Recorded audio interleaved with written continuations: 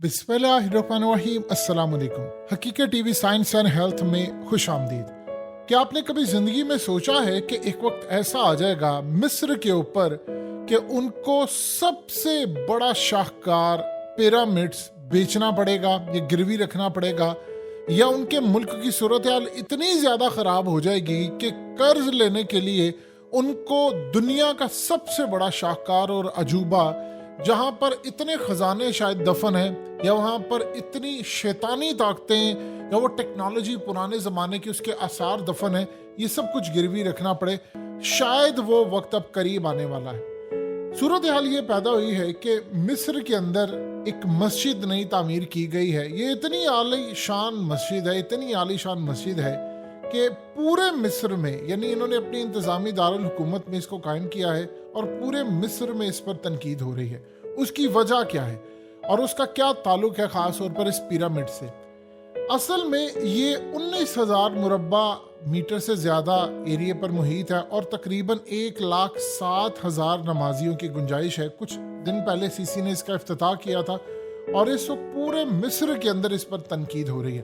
तनकीद इसलिए हो रही है कि असल में कायरा के अंदर बहुत सारे लोग आबाद हैं और वो चाह रहे हैं कि लोगों को बाहर लेकर जाए। यहाँ पर रश बहुत ज़्यादा हो गया है क्योंकि महंगाई इतनी ज़्यादा हो गई है कि दूर दराज इलाकों से लोग यहाँ पर आ रहे हैं हिजरत करके, या बहुत ज़्यादा मिस्री मुल्क छोड़ छोड़ कर जा रहे हैं। अब सूरत हाल ये है, ये तकरीबन 26 मिलियन अमरीकी डॉलर्स इस पर लागत आई है, यानी अरबों। और हालत ये है मिस्र की इस दफ़ा कि तकरीबन 3 से 4 दफ़ा करेंसी उनकी डी वैल्यू हो चुकी है, और इतनी डी वैल्यू हो गई है, इतनी डी वैल्यू हो गई है कि तारीख में शायद ही कभी मिस्र की करेंसी इतनी बुरी तरह डी वैल्यू हुई है। अब वहाँ पर सूरत हाल ये है कि वहाँ पर लोगों को खाने को नहीं मिल रहा। रमज़ान चल रहा है, वहाँ पर उनके पास खाने को कुछ नहीं है और ना उनके दस्तरख्वान पर 3 वक्त का खाना उनको मैसर नहीं होता। वो कह रहे हैं कि आप एक बात बताइए, इतना ज्यादा खर्च पागलपन की हद तक आपने किया है, इतना ऊंचा मिंबर, भारी फानूस, लोगों को खाने को नहीं मिल रहा। अब एक बात बताइए, इतना बड़ा जो फानूस है या मिंबर है या पूरी मस्जिद को आपने रखा है, तो इससे क्या होगा? अब इससे प्रॉब्लम ये आ रही है कि असल में वो कह रहे हैं कि हमारे पास सबसे बड़ी मस्जिद है, लेकिन हमारे पास सबसे बड़ा गैर मुल्की कर्जा है जो हम कयामत तक इसको अदा करते रहेंगे, लेकिन ये कर्ज खत्म नहीं होगा। यहाँ पर खाने को नहीं मिलता, वहाँ के नौजवानों की शादी नहीं हो रही, और सारे मुल्क छोड़ छोड़ कर यूएई जा रहा है, कोई सऊदी अरब जा रहा है। वो कोशिश करते हैं कि तरक्की याफ्ता अरब ममालिक में जाए क्योंकि वहाँ पर ज़बान का मसला नहीं होता। अब जो सूरत हाल पैदा हुई है वो पहले से ज्यादा भयानक है कि अब असल में वो अपने जो असासे हैं वो गिरवी रखना उन्होंने शुरू कर दिए हैं। जब उन्होंने अपने असासे गिरवी रखना शुरू कर दिए हैं तो प्रॉब्लम ये आ रही है कि वहां पर डिस्कशन ये चल रही है कि मुल्क चूंकि डिफॉल्ट कर सकता है उनका, अगर मुल्क डिफॉल्ट कर जाता है तो हम क्या करेंगे। इस वक्त उनके पास एक ऑप्शन है कि अगर बिल्कुल हालात कंट्रोल से बाहर हो गए तो शायद उनको अपने पिरामिड्स गिरवी रखवाना पड़ेंगे। देखिए, पिरामिड्स एक ऐसी चीज है जिस पर दुनिया की तमाम ताकतों की नजर है। ये जो मिस्र अभी थोड़ा बहुत भी चल रहा है, या आप ये समझ लें सिर्फ टूरिज्म की वजह से चल रहा है। अगर टूरिज्म वहां पर खत्म हो जाए तो मिस्र में बाकी कुछ नहीं। वहां पर आप सीसी पर तनकीद नहीं कर सकते सिवाय सोशल मीडिया के। मीडिया पूरा उनके कंट्रोल में है।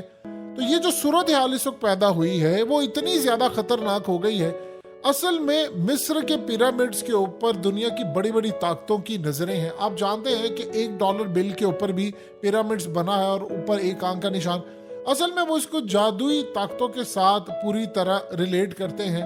और काफी अरसे से पिरामिड्स पर अमेरिका की, खास तौर पर इसराइल की नजर है, और वो ये चाह रहे हैं कि किसी तरह ये हमारे पास आए। अब उसका तरीकाकार क्या? मुल्क के अंदर जब हालात बहुत ज्यादा खराब होते हैं तो आप महंगाई की आड़ के अंदर, जिस तरह मिसाल के तौर पर इसहाक डार ने कहा था कि भाई हमारे लिए तो मामला ये आ गया कि उन्होंने हमें कहा कि आप अपने लॉन्ग रेंज जो मिसाइल हैं वो तल्फ कर दे या बाद में गिरवी रखना, ये सारे का सारा प्रोसीजर होता है।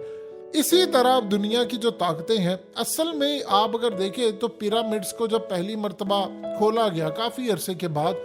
ये आप ये समझ लें आज से तकरीबन 100-125 साल पहले ये मामला जब सामने आया है, तो बहुत सारे लोग जो गए थे उसको खोलने के लिए, उनमें से कई लोग मर गए, और कोई एक्सीडेंट में मारा गया, किसी को हार्ट अटैक हो गया, किसी को कुछ हो गया। اور کہنے والی یہ کہتے ہیں کہ اصل میں وہاں پر جادوئی طاقتیں تھیں، وہاں پر علم تھا، وہاں پر بددعا لگی ہوئی تھی، اور اسی لیے جو جاتا تھا اسی طرح تقریباً 10-15 لوگ مختلف مراحل میں مرے، اور اس کے بعد جا کر کہتے ہیں وہ جس طرح آپ نے ہندی موویز میں بہت زیادہ ورڈ سنا ہوگا، شراب،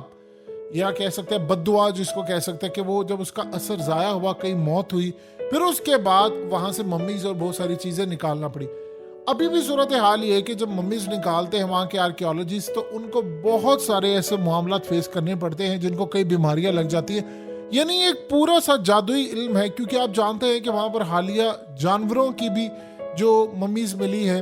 جو کہ خاص طور پر انہوں نے شیطان کے لیے وقف کی ہوتی تھی، جس طرح بلی چڑھانا کہتے ہیں۔ تو وہاں پر علم ہے، اور وہاں پر بہت ساری ایسی چیزیں، امریکہ نے ایسے نہیں اپنے ڈالر کا جو بیک سائڈ ہے اس کے اوپر پیرامڈز بنایا ہوا، بہت ساری دیر سے